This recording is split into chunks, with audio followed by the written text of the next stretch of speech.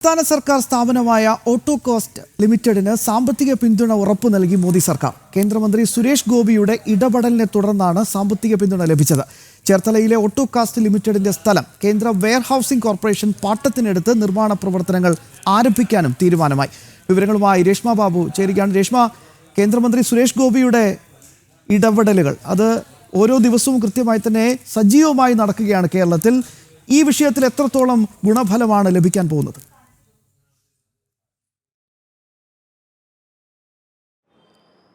ശ്യാം, ഒരു സംസ്ഥാന സർക്കാർ സ്ഥാപനമായിട്ടുള്ള ഒരു പ്രതിസന്ധിയിലായിട്ടുള്ള ഒരു സ്ഥാപനത്തെ അതിന് കൈത്താങ്ങിയിരിക്കുകയാണ് ഇപ്പോൾ മോദി സർക്കാർ. അതായത് ഓട്ടോകാസ്റ്റ് എന്ന് പറയുന്നത് ചേർത്തല കേന്ദ്രീകരിച്ച് പ്രവർത്തിക്കുന്ന ഒരു സംസ്ഥാന സർക്കാരിൻ്റെ കീഴിലുള്ള സ്ഥാപനമാണ്. ഇരുമ്പ് ഉൽപ്പന്നങ്ങളാണ് അവിടെ നിന്നും പോകുന്നത്. അതായത് ഈ ട്രെയിൻ ബോഗികൾ അതിൽ ഉപയോഗിക്കുന്ന ഇരുമ്പ് ഉൽപ്പന്നങ്ങൾ, അതോടൊപ്പം തന്നെ പമ്പ്, വാൽവ് ഉൾപ്പെടെയുള്ള ഉൽപ്പന്നങ്ങൾ, അത് ഇരുമ്പിൻ്റെ തന്നെ ഉൽപ്പന്നങ്ങളാണ്. അവയാണ് അവിടെ നിർമ്മിക്കപ്പെടുന്നത്. പക്ഷേ നാളുകളായിട്ട് ഈ ഓട്ടോകാസ്റ്റ് ലിമിറ്റഡ് എന്ന കമ്പനി പ്രതിസന്ധിയിലാണ്, കടക്കെണിയിലാണ്. കോടിക്കണക്കിന് രൂപയുടെ ബാധ്യതയുണ്ട്. പലപ്പോഴായിട്ടും KCBക്കും ലക്ഷങ്ങളാണ് കുടിശ്ശിക തുകയായിട്ട് കൊടുക്കാനായിട്ടുള്ളത്. അതിനിടയിലാണ് സുരേഷ് ഗോപിയുടെ ഇടപെടലിൻ്റെ അടിസ്ഥാനത്തിൽ ഒരു കൈത്താങ് നിലവിൽ ഓട്ടോകാസ്റ്റിന് ലഭിച്ചിരിക്കുന്നത്.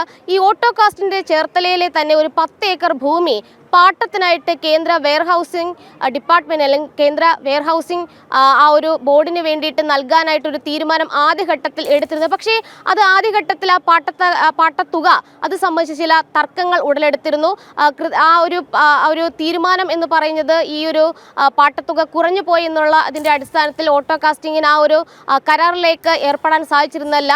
തുടർന്നാണ് കേന്ദ്ര സഹമന്ത്രിയായിട്ടുള്ള സുരേഷ് ഗോപിയുമായി ബന്ധപ്പെട്ട് കേന്ദ്രമന്ത്രിയായിട്ടുള്ള പ്രഹ്ലാദ് ജോഷിയുമായി സംസാരിച്ചുകൊണ്ട് ഇത്തരത്തിൽ പാട്ടത്തുക ഒരു 26.7 കോടി രൂപയിലേക്ക് എത്തിച്ചത്. അതിൻ്റെ അടിസ്ഥാനത്തിൽ നിലവിൽ കരാറിൽ ഏർപ്പെട്ടിരിക്കുകയാണ്. എന്തായാലും നിലവിൽ ഈ ഒരു ശമ്പളം പോലും കൊടുക്കാൻ സാധിക്കാത്തൊരവസ്ഥയിലായിരുന്നു ഓട്ടോകാസ്റ്റിലെ ആ ഒരു കമ്പനി. എന്തായാലും ഈ ഒരു പാട്ടത്തുക ലഭിച്ചതുമൂലം സ്വാഭാവികമായിട്ടും ഈ കമ്പനിയുടെ മുന്നോട്ടുള്ള പോക്കിനത് വലിയ രീതിയിൽ സഹായകം ആകുകയും ചെയ്യും. അതുകൂടാതെ തന്നെ ഈ ഒരു 60 വർഷത്തേക്കാണ് ഈ പാട്ടത്തുകയ്ക്ക് കരാർ ഏർപ്പെടുത്തിയിരിക്കുന്നത്. ഈ കരാറിന്റെ അടിസ്ഥാനത്തിൽ അവിടെ കേന്ദ്ര വെയർഹൌസിംഗ് ബോർഡ് അവിടെ നിർമ്മാണ പ്രവർത്തനങ്ങൾ ആരംഭിക്കും. അതിന്റെ എല്ലാ ചെലവുകളും മലയാളികൾക്കുള്ള ഒരു ഓണസമ്മാനം കൂടിയായി ഇത് മാറുകയാണ്. കേന്ദ്ര സർക്കാർ മുഖം തിരിക്കുകയാണ് നമ്മളോടൊക്കെ എന്ന ക്യാപ്സ്യൂളിനുള്ള ഏറ്റവും പ്രധാനപ്പെട്ട ഒടുവിലത്തെ മറുപടി കൂടിയാണ് ഇപ്പോൾ വന്നിരിക്കുന്നത്.